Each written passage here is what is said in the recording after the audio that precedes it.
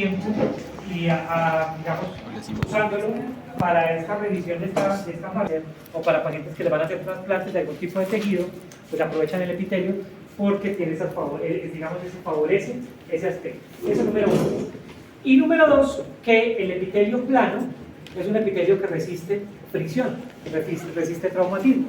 Por eso resiste desde el frote hasta un lente de contacto sobre la superficie, ¿cierto? Entonces nosotros podemos utilizar un lente de contacto gracias a esa resistencia que tiene ese epitelio. Ya lo demás son las formas que tiene la célula, que algunas son alargadas, otras son redondas, otras son cilíndricas, otras son cúbicas, que de eso también, de esa forma va a depender algunas funciones. Por ejemplo, las cilíndricas y las cúbicas tienen funciones de producción de secreción de moco, entre ellas pues obviamente la mucina. Muy bien.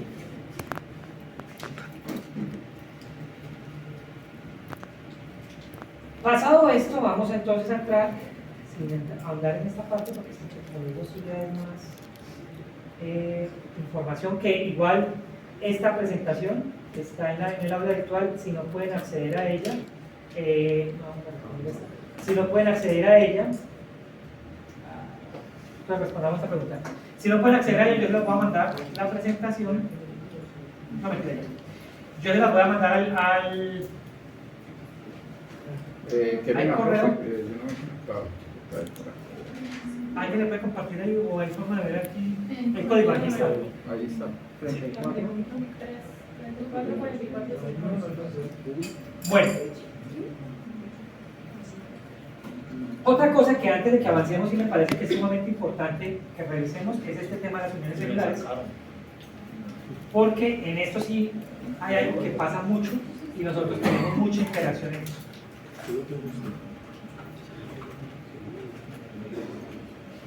Resulta que obviamente todos cuando hablamos de un epitelio nos imaginamos un epitelio de células así. Una célula acá, la otra célula, la otra célula, la otra célula, y como es estratificado se supone que aquí hay otra, aquí hay otra, aquí hay otra, aquí hay otra, y abajo hay unas más largas, bueno, así. Y eso es un epitelio macroscópicamente formado. Pero resulta que entre célula y célula existe un espacio, ¿sí? A ese espacio, pues obviamente ustedes saben que se conoce como el espacio intersticial o extracelular. Si yo cojo y separo esta parte de acá y me la llevo aquí ampliada aquí al lado, entre esta célula y célula hay por lo menos 4 tipos de uniones celulares, ¿sí? Que se une esta con esta a través de unos mecanismos que son sumamente importantes, y eso lo voy a mencionar porque en eso sí tenemos nosotros interacción con los medicamentos que suministramos o con las gotas que aplicamos en los pacientes. Eso tiene mucho que ver en muchas otras cosas que seguramente ustedes habrán escuchado.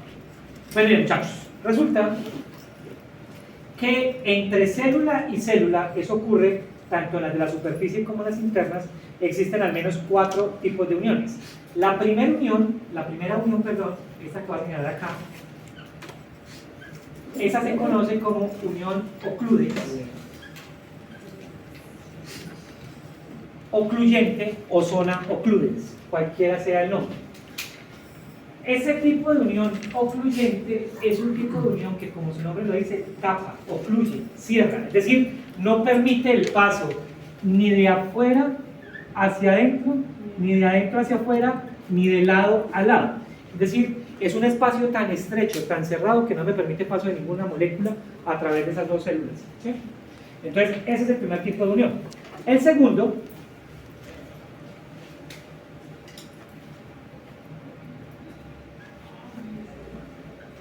es la de zona intermedia.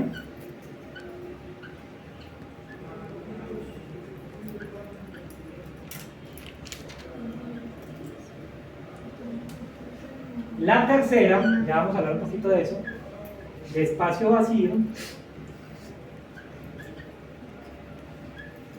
Y la cuarta, de placas o desmosomas.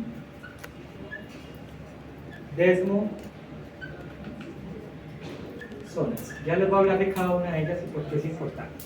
Bueno, resulta que la primera unión, esta que está acá, ocludens, no permite paso de ninguna molécula, ni de lado a lado, ni de afuera hacia adentro, ni de adentro hacia afuera, nada. O sea que si yo le aplico unas gotas, si al paciente le cae agua, si al paciente le cae algún cuerpo extraño, cualquiera que sea, no va a permitir el paso de esa molécula porque esa zona es tan estrecha que no permite. Pero la segunda, que es la de zona intermedia, permite el paso de moléculas de pequeño tamaño o de pequeño peso molecular. La de espacio vacío de medianas moléculas o de mediano peso molecular, y la de placa de desmosomas de moléculas grandes. Entonces resulta que muchos de los medicamentos que nosotros utilizamos, muchos no, todos los medicamentos que nosotros utilizamos a nivel ocular son medicamentos que tienen un peso molecular. Y ese peso molecular puede ser un peso molecular pequeño, o un peso molecular mediano, o un peso molecular grande, ¿cierto?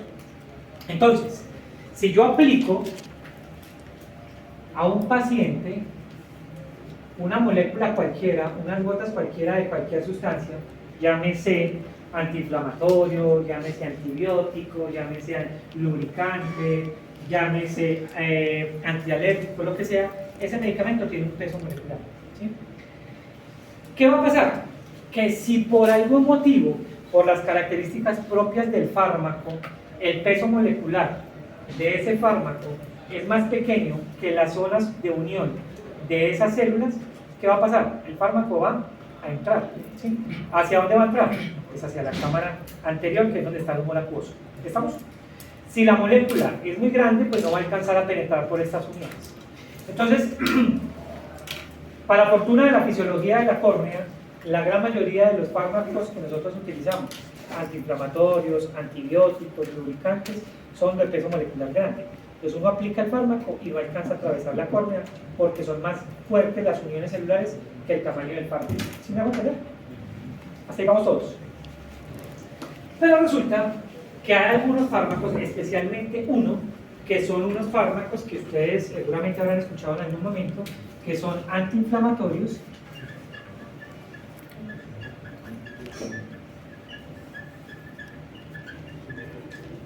esteroideos o esteroides.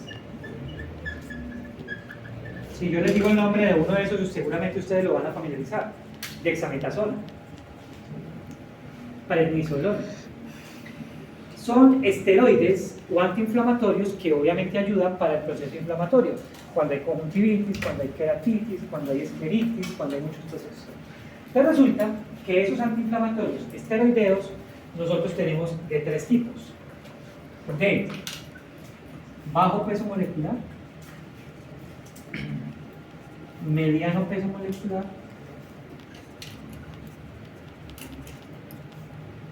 y alto peso molecular.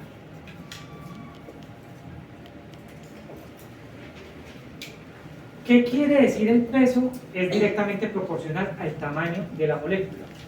Un fármaco de alto peso molecular es que la molécula es grande. Un fármaco de mediano peso molecular es que la molécula es mediana. Y un fármaco de bajo peso molecular es que la molécula es muy pequeña. Estamos hasta ahí todos, ¿cierto? Entonces, hagamos un análisis rápido.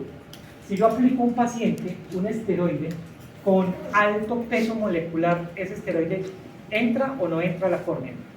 No entra. Claro, porque es que al ser tan grande no va a alcanzar a pasar por estas uniones que tiene la córnea, entonces el fármaco va a llegar, va a hacer su trabajo, pero no va a penetrar. Entonces no pasa absolutamente nada dentro del ojo, es decir, dentro del humor acuoso o dentro del cristalino.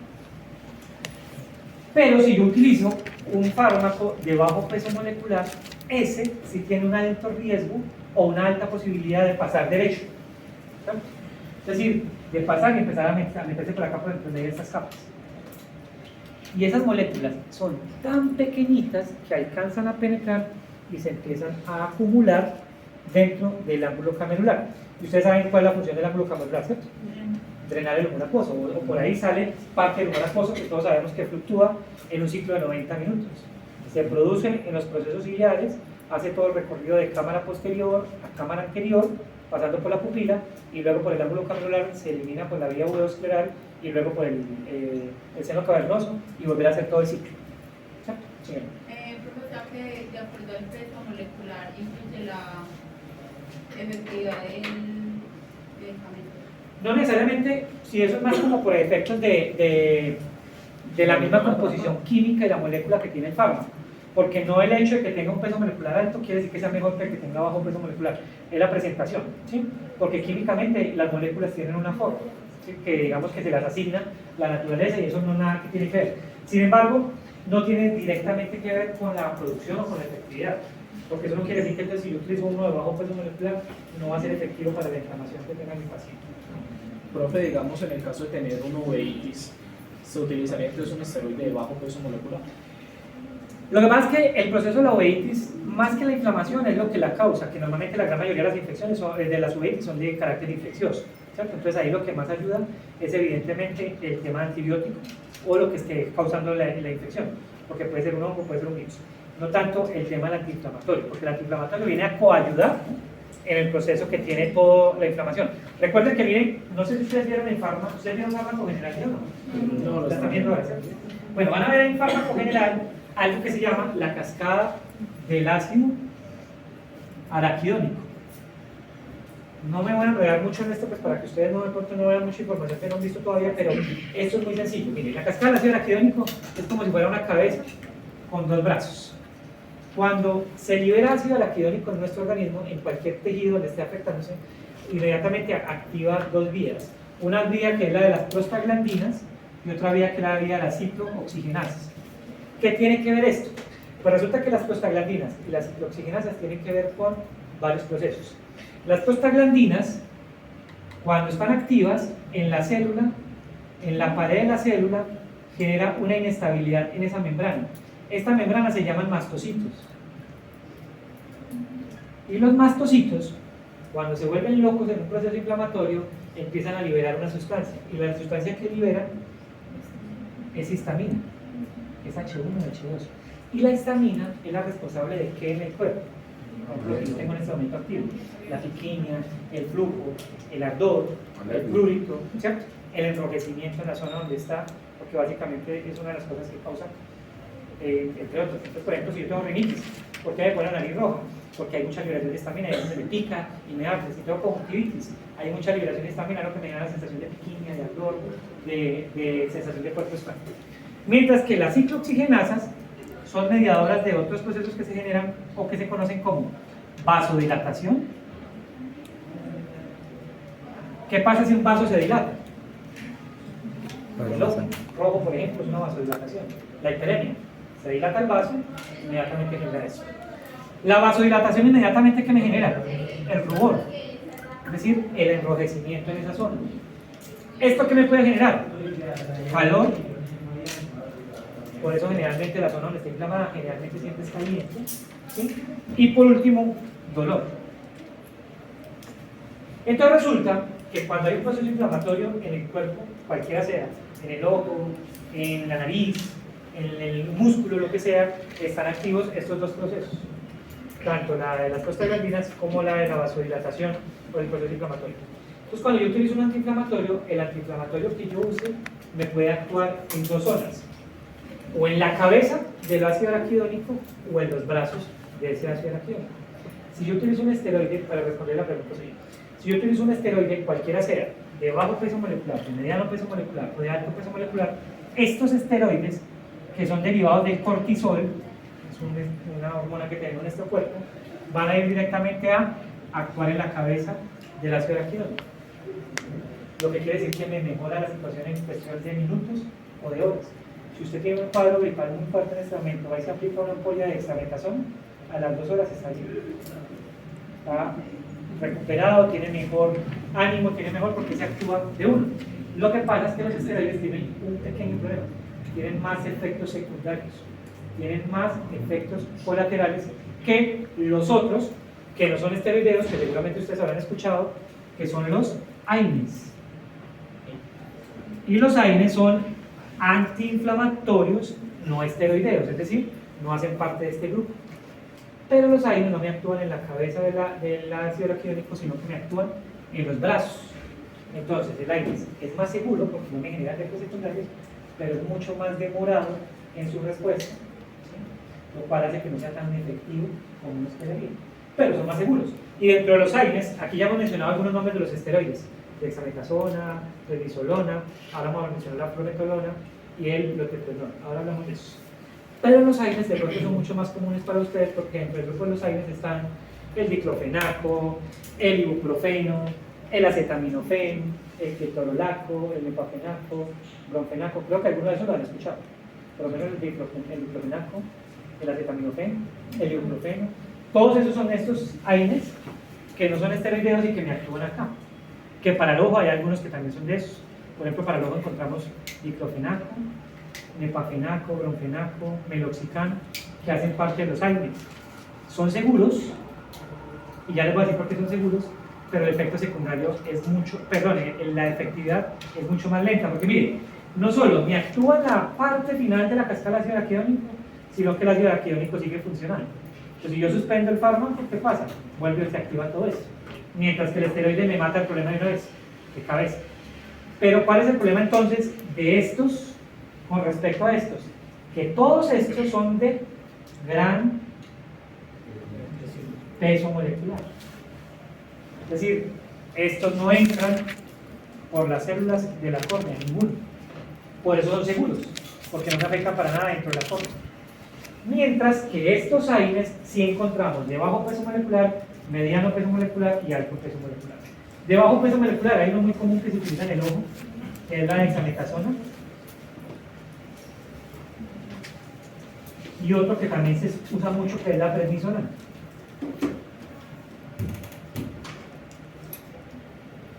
De mediano peso molecular hay uno que seguramente ustedes habrán visto por ahí en muestras comerciales que le dan, que se llama loteprednol. Ese loteprednol, el nombre comercial es el Bisalot.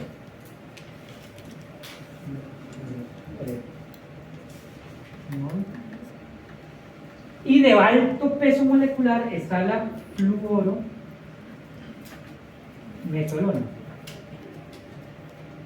El nombre comercial de este, seguramente ustedes lo han visto, se llama Flushur, o Flusure, o Flusurete.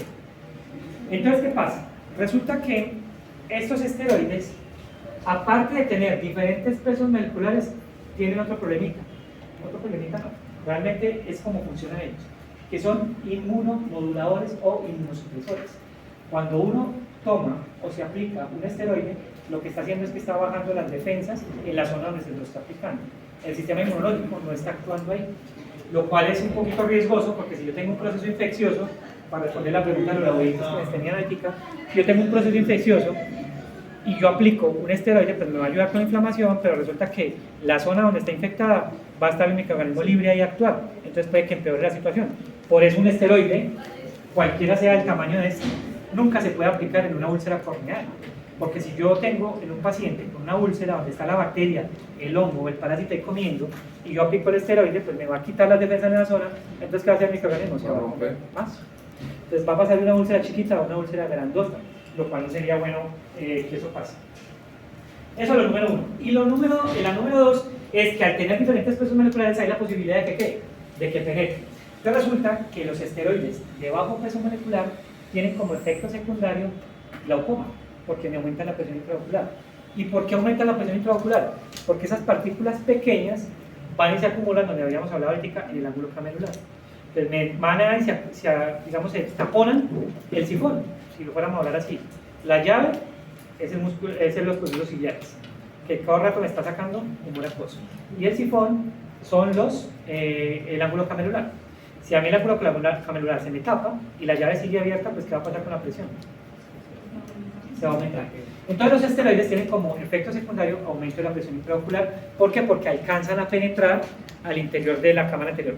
Por eso, lo ideal es nunca utilizar esteroides de bajo peso molecular, sino de mediano y ojalá de bajo. Lo que pasa es que de bajo solamente tenemos esto, la prometolona. La verdad es que este es muy seguro y es muy bueno. ¿Señora? En la presión intraocular elevada y la disminución de la parte inmunológica, del proceso inmunológico en la zona donde se está aplicando. ¿Estamos claros, muchachos? ¿Entendido el tema de las uniones celulares? Entonces existen, por donde pasan pequeñas moléculas, por donde pasan medianas y por donde pasan grandes. Lo que pasa es que las desmielinosomas, esta espacio acá, es una sustancia que vamos a hablar de que en el tejido conectivo, que es como un gel semitransparente, que también se llaman, ustedes habrán escuchado en alguna parte, que es la matriz extracelular, que es como un gel gelatinoso, que es la que me ocupa este espacio, porque esto aquí no queda aire, esto aquí queda lleno por un tejido, sino por una sustancia. Y las sustancias son los desmielinosomas, que el principal desmielinosoma que hay a nivel del ojo y la córnea es el queratosulfato, que es un proteoglicano. Los proteoglicanos son los que ustedes habrán escuchado en algún momento, que es el ácido hialurónico, que algunos procesos quirúrgicos estéticos lo inyectaban. ¿Se acuerdan? Que en las colas, en los labios, se aplicaban de ese biopolímeros o el ácido hialurónico que le aplicaban a algunas personas para procedimientos estéticos. Eso básicamente son un gel transparente que ocupa esos espacios. Pero este se produce en el tejido conectivo que vamos a ver aquí. Entonces, muchachos, esa imagen que está allá es para decirles que es muy importante que sepamos que en las uniones celulares juegan un papel fundamental para evitar que entren o salgan sustancias. Por esa razón es que el humor acuoso no está saliéndose a través de la córnea, porque el humor acuoso se puede filtrar por el medio de las capas y por el medio de los espacios que habrían y podrían salir a través de la lámina. ¿Y no pasa por qué? Pues porque sella. ¿Cierto? ¿Y por qué se sella? Por estas uniones. Pero hay algunos fármacos, entre ellos principalmente los esteroides, que sí alcanzan a penetrar y pueden provocar como efectos secundarios lo del tema del glaucoma. Y cosas peores como bajar las defensas, lo que hace que empeore la situación en un paciente. Muy bien.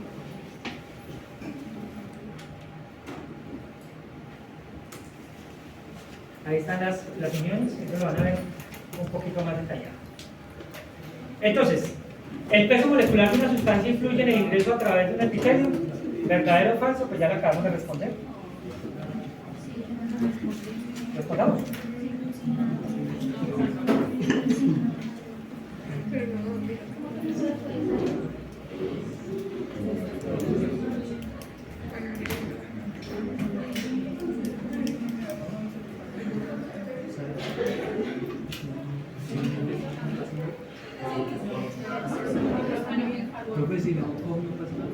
No, no pasa nada.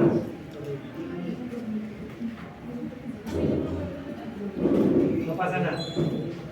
Igual ya sabemos que la respuesta correcta era sí, ¿cierto? Influye y mucho, porque el peso molecular va a ser que una sustancia entre o no entre al interior. ¿Qué sería la idea? Que no entre. De todas maneras, el ojo está protegido básicamente por tres barreras. La primera es esa, que las uniones celulares no permiten. La segunda es la barrera hematorretiniana, que hace que el ojo todo esté protegido por los vasos sanguíneos. Por eso, si yo tengo una infección en el ojo, pues yo no me puedo tomar una pasta porque la pasta no me va a hacer ningún efecto en el ojo porque no alcanza a llegar el fármaco hasta allá. Si yo me aplico una inyección intramuscular, tampoco me va a hacer ningún efecto. Por eso muchos pacientes cuando tienen infecciones dentro del ojo, ¿cuál es la mejor solución? Inyecciones intravítreas, es decir, en el mismo ojo aplicar la inyección. Porque si le aplica una inyección intramuscular, si se toma un fármaco de vía oral, nunca va a llegar al ojo porque el ojo está protegido por las barreras hematorretinianas, que la retina y los vasos sanguíneos de las coroides no dejan entrar nada de afuera hacia el interior del ojo.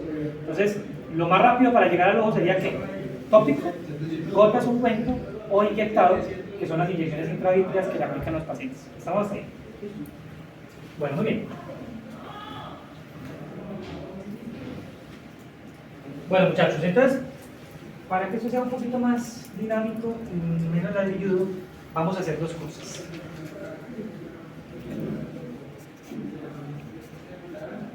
En grupos, hagamos grupos de 4 para que seamos 10 grupos, porque somos 40. En grupos de 4 estudiantes, vamos a buscar rápidamente ahí, o si quieren pueden salir, pero solamente, ¿son las qué horas? ¿4? 4 y 2. 4 y 15, ¿quién está diciendo tanto? Son las 4. A las 4 y 20, los que salgan pues llegan a ir, si quieren pueden trabajar acá. A las 4 y 20 nos volvemos a reunir acá. Todos. ¿Qué van a buscar? En el tejido conectivo van a buscar dos cosas. Primero, no, dos cosas no, varias cositas. Las células y las fibras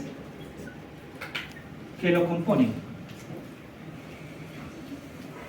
La clasificación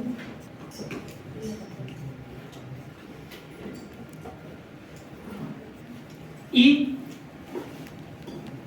las zonas o las partes donde en el globo ocular se encuentra.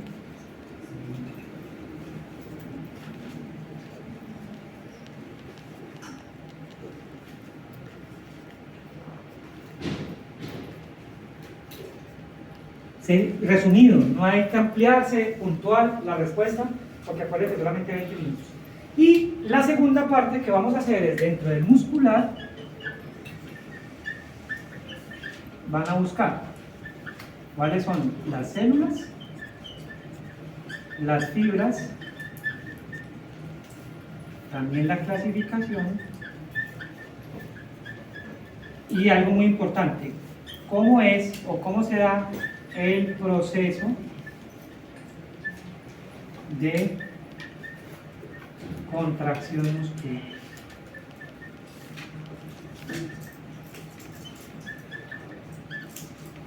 Listo. Cortito, eso va para media hoja uno, media hoja la otra. En los grupos de 4 búsquenlo, en internet está, en las bases de datos pueden encontrar o en los libros. Si lo quieren hacer aquí, perfecto, si no se pueden ir a la cafetería y tomar un café o algo.